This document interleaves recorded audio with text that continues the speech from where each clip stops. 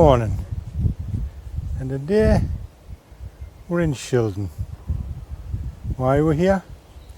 Well, it's actually 2025 is 200 years anniversary for the modern railway, so we're going to check out where it began.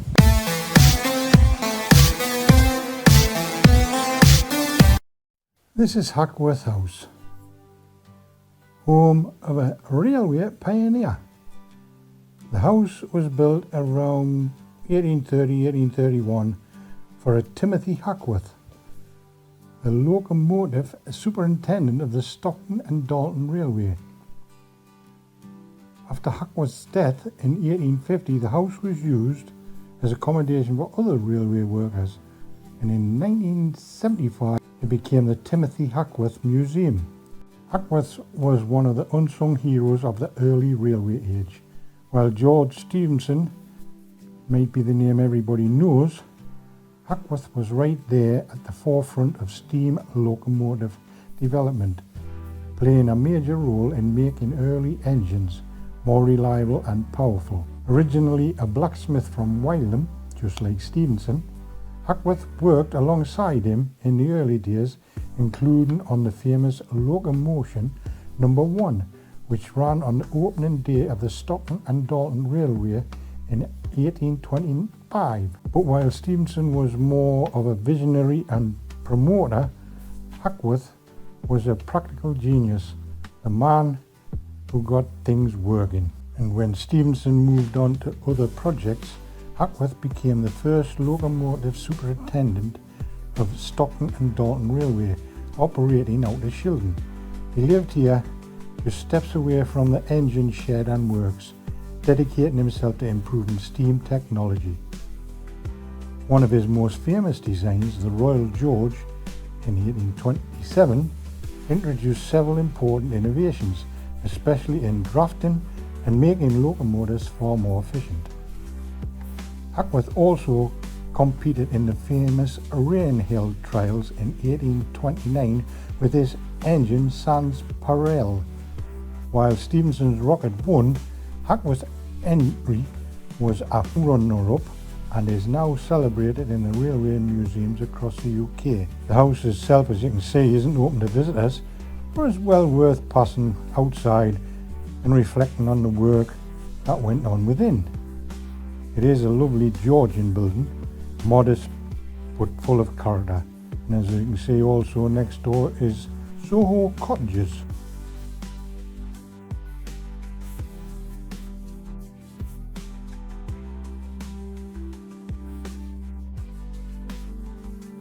This is Kilburn Warehouse, built in around 1826. It was originally used as an iron merchant's warehouse. In 1842, the shed was leased by the Soho Works, which has been established by Timothy Hackworth. Locomotives were built here until 1871, when production moved to Darlington. The Soho Sheds was the world's first railway engine shed. At first glance, it might just look like a modest old industrial building, but this place is believed to be the world's first purpose-built railway engine shed, dating back all the way to 1827. Humble structure in Shildon was right at the cutting edge of the railway revolution. It was built as part of Timothy Hackworth's expanding railway operations and served as the main workshop for maintaining and housing early locomotives on the Stockton and Dalton Railway. Before this, there wasn't really such a thing as a dedicated engine shed. Locomotives were experimental and facilities were improvised. Soho changed all that, marking the start of a more organised railway engineering and depot infrastructure. The name Soho is thought to be a nod to the Bolton Watts famous Soho factory in Birmingham, a powerhouse of steam age. Hackworth admired their work, and the name was likely chosen as tribute to that spirit of innovation.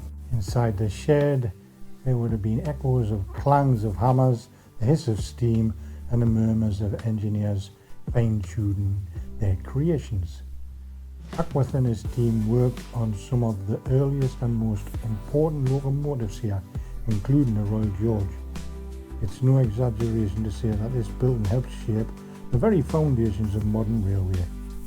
The shed has been restored and preserved, and today it stands as a proud reminder of Shildon's vital role in railway history. This stone structure is known as coal drops, and they were built around 1846. They were part of the essential infrastructure of the early Stockton and Dalton railway network. Essentially, they allowed horse-drawn coal wagons to roll along the top level and tip coal directly into the waiting railway wagon below. The structure itself is made from solid stone arches with a high level ramp above. You can walk beneath and imagine the thunder of carts trundling above, tipping coal down the chutes into the wagons ready to steam off to the coast. The coal drops were built about 1846 and commissioned by a William Broche. The drops used chutes to fill the wagons below. The coal drops remained in use for nearly 100 years. The coal drops allowed the filling of the wagons much more efficiently by relying on gravity rather than manual labour.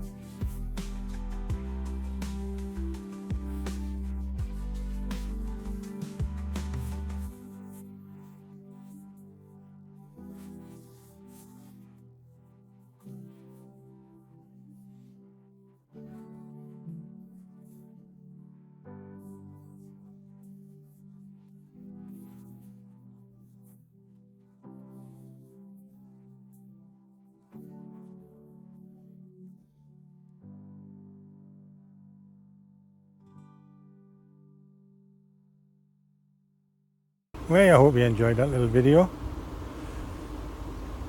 If you did, don't forget, hit that subscribe button, give this video a thumbs up, hit that notification bell for more videos, and we'll see you on the next one.